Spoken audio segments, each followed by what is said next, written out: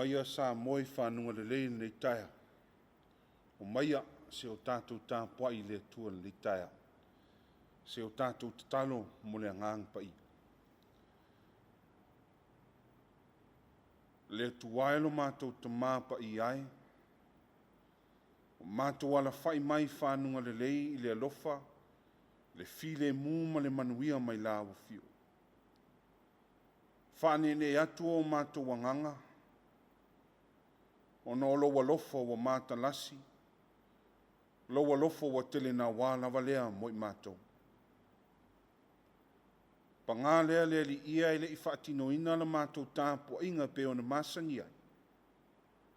Mātou te moa I wāla au I le mana la wanganga pa ia e fio mai. To ia ma pāpati so ina ma tau to o lua ina le whaatau vao le tangata. Ina ia whaatino ai le nei Tapuaiga I le moni ma le whaamaoni ia I ulava. I le whaasilisili ina o lo lava vi inga. I le swafa mamalu Iesu Keriso o wala tuailu mātou tatalo. Amen. O le whaitauina o le tus pa ia. Tus fifilia mo I tātou le nei Taeao o mau mai lea I le whainga fau. E vangalia mātaio alo na matau po e valum. O le au whaitau le whaipu lima se ia whangata mai le whaipu e sifuru. Mātaio alo na matau po e valum. Whaitauina whaipu e lima se ia o le whaipu e sifuru. Whaafonga maia nisi ne wāwhionga pa ia lo tātou atua. Wo o atu Iesu I Kapanaumi o na sawai lea I a te ia o le taitai o le toa sela. Wa ai oi mai I a te ia. Wa whapea mai lea li ie. Wa ta oto la au auna I le whale mai I le supa. Wa matuati I ngā lava. O na whetanga atu lea o Iesu I a te ia. O le a walu atu e whaamalo lo I a te ia. Wa tali mai le taitai o le toa selau lea li ie e lea o ngā au ona e uru whale atu I lo ufale. Tau lawa ina o mai sau whetalainga e malo lo ai la au au. A wā o au foi o le tangata ua pule I ai le tasi. Ua o pule foi le au tau. A au whai atu I le tasi I nā aluia. O nā alu ai lea. Ma le tasi I nā sauia. O na sau ai lea ma lau au au na. I nā whaia le nā mea o na whaia ai lea. Ua whaafafonga I ai Iesu o na ofo ai lea ua whape atu. E moni o te whai atu I a te auto. O te leiloa I a isawa elu lava se whaatua tua. E whape naon te le. Whamanuia. Le tātou whaitau, tātou whaafonga. I nisi o nā whionga pa ia. Mai e tu maupe I a te ia lo na lava vi inga nei, mas uma se o le whaavau lava. Amen. O nei ma whauwhonga mo I tātou nei Taeao I le sofa de tamale alo ma le anganga pa ia. Amen. Ua o filifilia le whaipo e vanu ma le whaipo e sefulu e whai mamatua o te toi whaitawina. Ua tani mai le taitai o le toa se lau lea li ie e lea o ngā au ona e ulu whale atu I lo whale. Tau lava ina o mai sau whetalenga e malolo ai lau au au. Ua whaafafonga I ai Iesu o na ofu ai lea ua whape atu whai I e ua muri mai e moni o te whai atu I a te outou. O te leiloa I a isawa elu lava se whaatua tua e whape naon te le.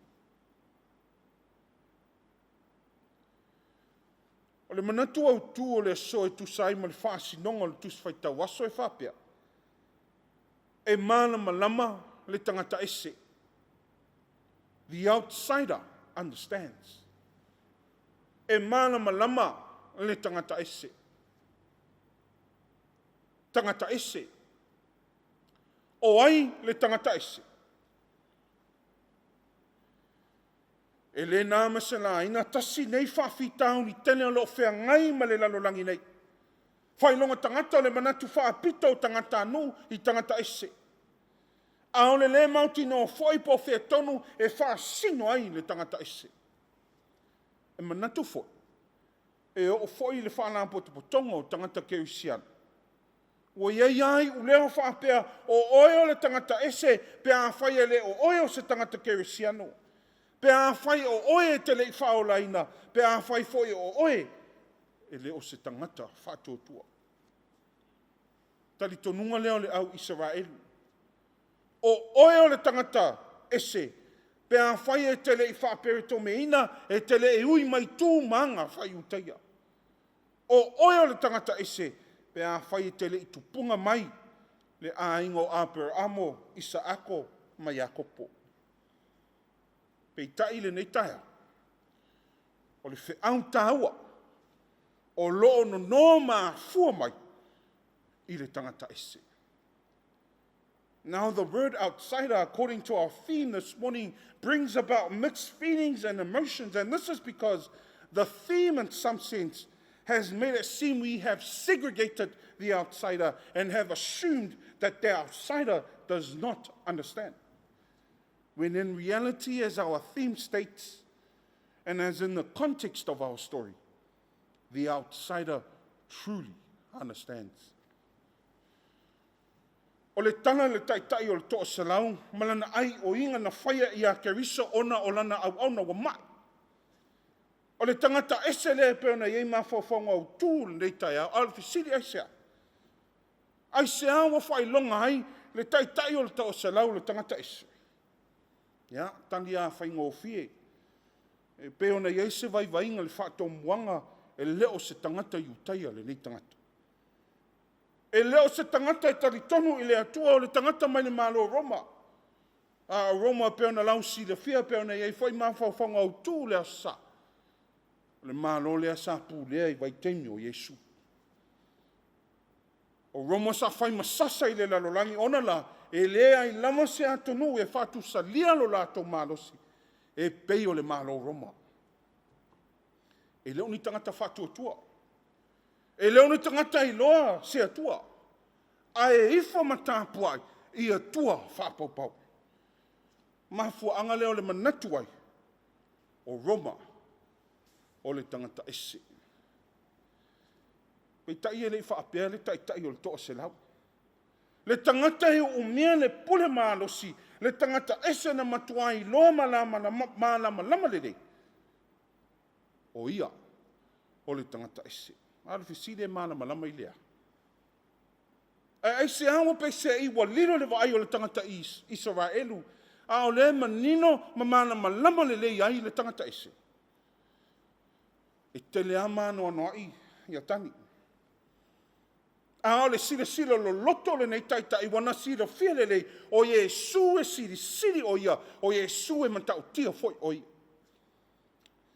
Ina nei whaawinga se, ina se vai. Ai e whaolinga le taha ofi o le taitai o le tōsela. Wa whatu saina o ia i a Yesu i le tūlanga leo umea o le pule mane malosi. It seems that a centurion has somewhat compared himself to Jesus in the sense of power and authority. I le sila fio le taitai o le tōsela. A whai e whaalo longo fita tōselau i a te ia, ono le talitonunga o Roma, o le whetalainga lava lea po le whātonunga lava lea, o le emperor Roma, lono winga mo ke riso. I le sila lo loto ma le malama le lei o le taitai tōselau. O se upo e whetalai ai, ma se wāwenga e whaia lea li o le atua le tamana ma lea, ua wa alua ma lea li whaana. The centurion understands what many Israelites have failed to understand. Jesus comes from greater power and authority. O lona wala awina whai o ke riso lea li. Nai noa i le whaalo ma le awa o le nei tangata i a Yesu, a wā mo le silafia. E le masanga i to i ngā tangata, me se tangata tā ua roma, o nā mana ia pe whaalo longia se tangata ese, se i vanga nā lava lo lato emperor, ai wāni. Whaatino ma whai lo le whaatua le nei tangata i a Keriso le li o li. Si siri aile ma whai o le nei tangata, o na sango ifo, mai le mea maulunga, tu ua na mamalu. Ai wha moe ma whaatua i a Keriso. E le ingata i nā le malama anga o le nei tangata. Tā ua le vaenga mua le tātou matua, le tau tinonga le tangata whaatua ina o whape ifo i a Keriso, e lea o ngalo na whale o na awhio mai ai oia. Na i sila while le tai toa selau. Oi oia. O ai oia o le awhio mai ai le alo le tua. Lea o ngalo na whale. Lea ngolo na whale a tonu la manatu tai. O le whale o le tangata ang o le whale o le tangata leanga, o le whale e ele lea ma palapala, e lea o ngā aila, o nā whio mai ei lea li o Yesu Keriso. O le malama lama leo le tangata ang sala. A o le malama lama leo le tai au. Le malama lama leo le tangata ese. E filo ai le mawhau. A tu mai nei o na pō. E whisiri ngia pe whape whiona tali tonu ma lama le tangata ese. A le o ai le au whariseo, le au o staulanga, tai loto o tangata iutaia. E o lava i o nau soo nisi o teimi. E whaafiti ma le lama i le nei tangata o Yesu Keriso. Ai a tono le whisiri foilia. E hao na tātou whisiri ngia. I le tātou whetai ai ma le teno whawhita uli o le nei o langa ai mese i to tonu ai si o tātou atonu. E whape whiona tātou whape ifo whaavai le atua Samoa a lea fōringa tanu ai le teno whe esesea inga teno whaname lawe tūlai mai wo fōringa ai wo tātou le malama i le tāua o le nei anavatau. Why does it seem like the outsider understands? But we as a Christian nation, as we have stated, Samoa founded on God, with all the conflicts and controversies that have arisen, seems like we find it hard to comprehend and believe. O le ese e senga o tātou ma tai tō se lau. Tātou te mana malama, tātou te iloa. Pei tai ei te mi whaafeinga tāona tātou whaatino maolai. Nei tiona whaavivi e Keriso na nei tangata ma whapeane le vaenga muli o tātou matua. E moni o te whai atu ia te outou, o te le iloa ia Israelu. Se whantua tua e whapena. O te ofo i se tangata iutai e le nāteng. Ina wa malele le whetalenga Keriso ma whapeane. O te le iloa se Israelu. Te ofo. Pea whai lātou te le ilangonaina. Le lui tāu tāua o Keriso na whai. Le au whamatana sao, ai wo whetalai whaile li, le whale tonu o ngaonga lo whea ngai ma Israel. O le malama. O le tali tonu. Nā o le ilo whoi o Keriso. Pei tai wā o ina tātou ma li tangata ese e le ngata le tāua le malama. A o le winga tonu o le whātua. Le to ai ngā whātua e mwhaiona la whaiona mamalu. Ai tautino o ia o le tangata sana. Le whātua e le ngata o na whālongo ina mawa ai o na mata ai o mawhai o na savali maolai. Le whātua le tangata ese ina wa nofo sila fia mamana malama lele. I le wingo le alofa tu no Keriso. Samoa e malong mai mo whaafafonga le nei Taeao. O se tau longo leo le tale le lei mo tātou. O se lui nā tāua, a o se whaamanatu e au na toi longo pule li, ai tātou, ai sea, le toi nā tia whatu ala vai, tele o whaafitauli, leo lo whea ngai masi o tātou atunu. A o se whaafitauli o te manatu, ua vailua ina ila ngona, tani tonunga, a o le whātua tuanga o le tangata. E leo nau le tale le lei sa, ilipo ia sao a oi se, e leo nau foi le tana lei e sa ili po ai e tonu a oai e le tonu. O le naunau ta inga ma le wha moe moenga le tare lei, toi wha manatu ma toi a pai, ia i tātou le tāua, le mana malama le lei i a Keriso, ma le mana malama le lei le wha o le tanga. A whai o le ana wha vivi e Keriso le tangata ese, o no le wha tinongo le na wha tua, e le o lea e hase naunau ta inga, mo oe mao nei le neitaia. A wau te whai atu le ao o ngā siri mai le neitaia. Ma le whaati nonga o fōwhungia o te taritono e ao na tātou murimuri tai ai. Le tu ua ai o le tai toa se lau o na mamanu ai tau tino o ia o le tangata angasam. Le ana mana ia le ali whaole no whape atu le ali ie. A o le tau tino o whoia le ao ngalo na whale e a whio mai ai le ali o le tau tino o le tangata ma le loto mama. O ia angasala. O ia o tau tangata e seina mai le ainga o le atua ai e mo o mia Keriso ma lona whao le tanga. Nei vai tau ma le soifuanga lea o tātou wola ai e se le mo o mia o le atua inga whaati nonga mo o mia le atua inga mana malama anga le mana malama lea e le tau fisini ngia ai le whatu o tua le tangata i a Keriso. Le mana malama foi e le tau mate pe tua mani a tātou wha moe moenga. I le toi tau whailo, ma sangi lau whaafofonga, ma lau whaalonga le whapea mai o Samoa, o se atunu e lo lotu tele o na tangata, a o se atunu foi i lea fio anga ma lea fio anga, e se le matanga o fia man tāpai, o lo whaatutu ai wane. I oi pa wānona. Te leo whaalawe lame whaafita ori o lo tutupu mai pēse o tātou atunu. E le ngata ina wa tau atangi ai, le malama lamo i tātou le tāua o Keriso. Ai wa tu whaafea ngai ai le tau ai o tātou. O se atunu e lo lotu. Ao ni tangata Kerisiana. O le lui e whai ngōwhi. A whai e mawhai le tangata ese. E mawhai foi tātou Samoa. Tupula ngai o Samoa o tō wha moe moengo a inga nu mai Kalesia. Nei mā Taeao ma le numanai. E mo o mia lalo tō mana malama le lei. Tā haua le whātua tua moni i a Keriso. E le nao na tō ngangana iai, e le nao na tō iloa, a o le mana malama. E peona iai le whātua tua o le tangata esi. You see what the centurion illustrated on that day was probably one of the most difficult acts. Most people nowadays won't be able to do so. Why is that? Because it involves lowering oneself. It involves humbling oneself and admitting that we are sinners and that we are wrong.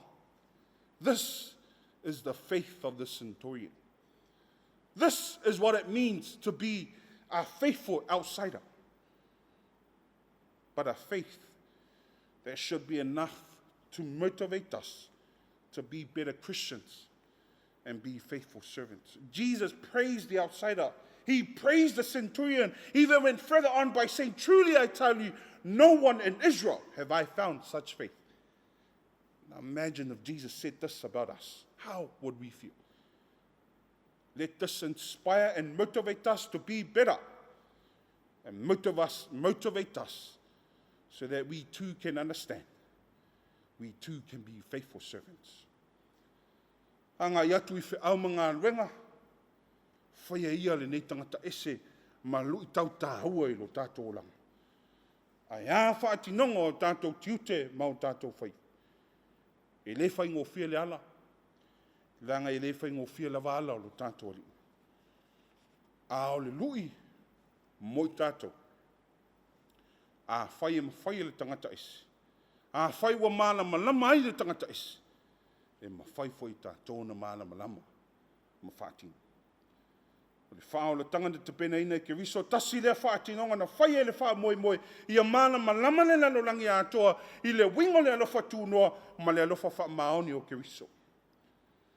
O lona toi tū man mālo mai le oti ma le tunga mau. Wha moe moe ngā siri lea moe tātou. Ina o tātou māla malama le lei a sala moa mawhuri tua I o tātou se e whai foi mo I tātou le ola e whaavavau.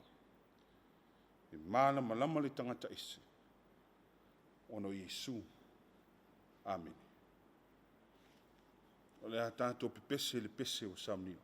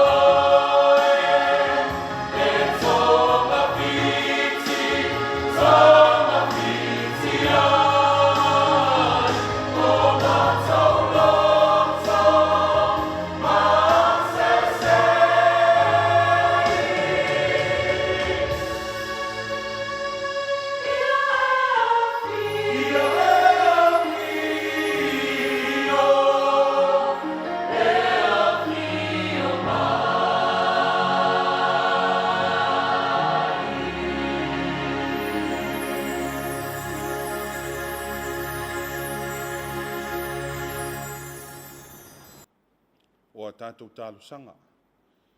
Tālo le whaafetai, tālo le whaato esenga. Mamamoli nisi o tātou manao I le atua le taia. Tātou ifo, ma te tālo I le atua. Le atua whaavavawe lo mātou te māpa I ai. Le atua e o fōfungia ma matautia. Le atua sisili ese lava la o fio. La o fio le mata I sau le fōfuanga mamana. A o le pule ao I mea umalawa. Le atua le pongai o le ola ma le malosi. A o le alofa muti vale ma le alofa tūnoa. La walofa le nā le ali ie. Wa na fai mai ai lo wa tunu I whanunga le lei I le nei Taeao fau. Ina wa mawai atu le pongi sa o mātou malo lo ai. Sa o mātou whaangalo ina la wa fio peitai o oe le ali ie. E te le moe, te le turi moe lava. Sa e pui ma manutia lo mātou nei o la alea. Mātou sangi fie le nei Taeao. I lo wa lofa ma lo wanga le lei. Mātou te whaaftai I la wa fio. Le awanoa mātou ngō fio o mātou whaitāpua inga whaatasi ai ma lo mātou atunu. Tauwana atu lea I le nei ala leo leri I e whaaftai. Mātou te vi ia lo walofa ma lo wanga le lei fo I leri I e. A wā mātou te talitonu o loo manuia le mātou atunu nei. A mata mai ia mātou mātua mātutua. Ia se ia o lava I le lava loa o utangata anu. Se ia o mai lava I tupulanga la lava oa. Ma whana witi ma pepe fo I leli I. Whaafutai. I loa lofa whaasoa e ui lava ina mātou tau ma mao ma tūtū ma mao pēr mai la wa fio. Whātua nai oe lo mātou ta ma a o loa lofa wha mao. Tele ngese ai pēr lo tua sā. Ai tele na wā pēr lo lofa wha mao ni moi mātou. Lea foi sa o mātou whaafofonga. Ia I le upu wa folfola ina moi mātou a o se mana wanga pa ia e lui na I pēr lo mātou ola whātua. Mātou te whaafetai ai I la wa fio. I le manatu au tū e whai pēr lea ma tapa sae lo mātou ola. Ia mātou I loa I le tāua o lo mātou whātinonga. O I mātou o tangata kerisiano le li ia. Mātou te whaafetai ia wa whiong pa ia lea sa o mātou whaitawina. Mātou te whaafetai foi le mea lofo lea nganga pa ia e lutia ai I mātou whaamāwhana ina ai foi mātou teimi o whaingatā. Ma whita o leo langa ao e sinyo nā mea O le taulanga e tase e awhina saunia ma tapena ina. E loa alo pelo Jesu Keriso. Ia I lawa fio pelevi inga. Nei māsu se o lava I le whaavau. Pangā lea o mātou tau tino atu. Leli ia o I mātou wao se whanau tumu le angsai. O mātou mautino o foi leli ia. Tele lava o temi. Mātou te whatua tua na I lawa fio. O whaasiri ia I mātou. Le matango fio le lalolangi. Ai wale eise nau te inga I mātou e sā ili lawa fio. Malo wami o tonu. Wa mātou la fuai o mātou tiute, wa le ai se wha maoni, wa sā ili foi le tangata o na lava vi inga, ai ngalo ai, o le vi inga e tasi e ao, o na mātou vi ia ai lawa fio, le ala leo o mātou le atu. Ia lofa ma wha maa ngalo mai mātou, wha maa ngalo tai o lo mātou atunu. Wha maa ngalo le lava loa o tangata nuu o lo mātou atunu. Se o lava ia mātou whanau le ia wha maa ngalo I mātou umanei. A whaiwa mātou whao vi inga le ie. A whai foi wa mātou ola wha sau siri, ola wha mawalunga. Le aise fe tau sia I le alofa, male no nofo fe alofat. O leo lenga leo lau whanau le nei Taeao fo. Ia alofa ma wha maa ngalo mai I mātou. A ve ia, le tōto pa ia Jesu Keriso. Na maliu mo whaalawa au I lunga le sātau. Wha mama ngalo ai a mātou angsa. Ia o mai pē ia I mātou ia mātou I lo sala mo moni. Ma fuli tua I o mātou se. Le li ie la mo fio lava e malia ato toa ia mato mana o malava. Le ala le wa mato o le atuai i la wo fio. Ia alofa ngia wha moe moenga si o mato wa tunu i le nei Taeao au le nei asofou. Le ala usu atu nisi i ngā luenga le li ie ai ale sauni atu foi o whanau i awa onga o le nei aso. Wha mata i whaingo fie le vai o le tangata. Ai lo tamu whai pēr le whiri ma le tia apolo e le petia ma la matia i mātou umanei. A le ala leo o mātou o le atu. Ia alofa ngia le li ia lo mātou atunu. Le ala usu atu i whi au mga ruenga whanau fo i awa onga. Ia alofa ngia lo lātou ulu fafo ma lo lātou ulu fale le li ia. Whamanuia ia ta māmatina mātutua o se o mātou atunu. Lo lato whaiva alofi a ao le Tapuaiga mai maota malao. Whaafua loa pēr le soifua ma le ola. Ne ia mātou mafuta ai pēr i le nei o langa le tū mau. Mātou te tatalo foi ma manatua. Le lava loa o lo mātou atunu. Ni anga le lei la mo fio i ainga taito tas. O a lava wha moe moenga ma whanau naunga wa wha pē nao na la whai atu i la awa fio. Ia mātou mauti noe whaiva vale a mātou fuafuam. Pē hao noa ma la awa fio le ie. Mana tua o mātou ainga. Mana tua foi le ie a mātou whanau uma.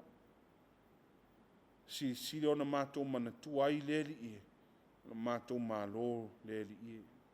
Te talo ia iai lo wanga le lei le file mu i lunga o mātou taitai. Ia awa lava ne ola whasausidi. Ia ngā lulu e awa lava se manuia o le atu nuu le li ie. Ia whetausia i pē le alofa. Ma ia manatua pēa la mātou anavata. Whaavai le atua sa moa. Le mātou o lenga le li ie. O ai o lo mau e loi matamalingi ona le. Ono maftanga pe le mama e. Ua mo tusia taluai le pule whaito tasi o la wofio.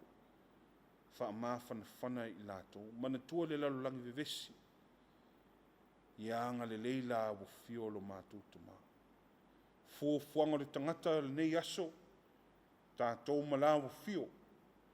Ia a mata le nei aso i la wofio. Wha i wina foi i la wofio. Ia whape nao na mātou wha amanuina le swafa mamanu o la wofio. Ia anu ma le mana le upo fola lea sa mātou wha alongolongi. Ia ulu ma tā folau ia paifo ma paiane i o tono o mātou loto ia wha o ngā male te tau. Wa lavalo mātou sa valinga le nei o langa le tū mau. Wala mātou te tano ma le o lenga lea. Ma le whanau na unga o mātou loto. Ia whape nao na e tani mai. Ao le manuia ma le file mu. La o fio le atua le tama. Le alofa sisi le eso Yesu ke risolo mātou li i ma le whao. I le ma le mafutanga whai pēr ma la o fio ngang pa ia. I lunga le ia i mātou malunga la whanau ma le lalolangi ato nei. Maas uma se o le whaavau lava. Amen.